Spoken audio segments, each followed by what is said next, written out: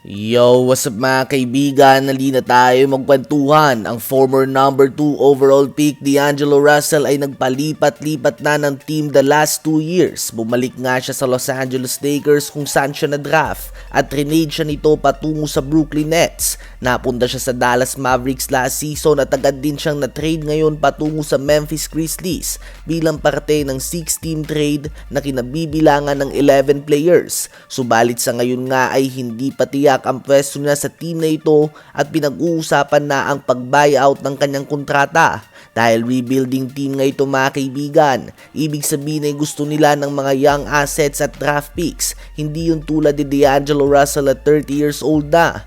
Kaya nga trinade nila sila Desmond Bane, Jaren Jackson Jr., Ja Morant at iba pa dahil gusto nila ng panibagong simula.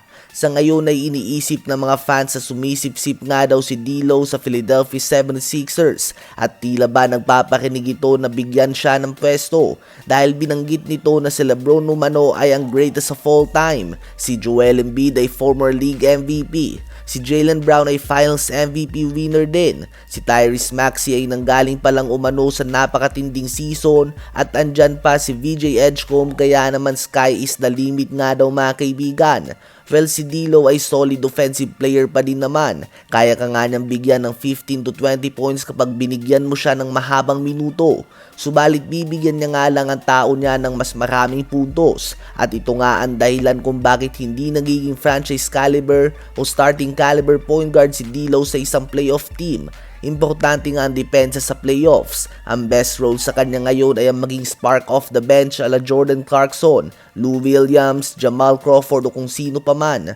Ganun pa man ang Sixers nga ay mayroon ng Anthony Simons, KCP at Caleb Love. So hindi natin tiyak kung mabibigyan pa nga ba siya ng pagkakataon sa team na ito. Ano ba masasabi nyo tungkol dito? Habang aktibo naman ang Denver Nuggets ngayon sa trade talks involving Peyton Watson, kasalukuyan na nakakausap nila ang mga team na Cleveland Cavaliers, Los Angeles Clippers at Milwaukee Bucks. Sinusubukan nila na magkasundo sa mga team na ito ng isang sign and trade deal dahil hindi din na nga kayang bayaran pa ng Denver Nuggets ang hinihiling ni Watson na 20 to 35 million per year na sahod. Last season nga ay nagpakita siya ng solid potential. Nagagawa na nga niyang umiscore ng 20 points o higit pa sa magkakasunod na laro, kaya naman sa palagay niya nga ay deserve na niya ng mataas sa sahod. Sa ngayon ay malakas ang tsansa ng Cavs na manalo sa agawan dito dahil hindi pa rin pumipirma ng kontrata si James Harden.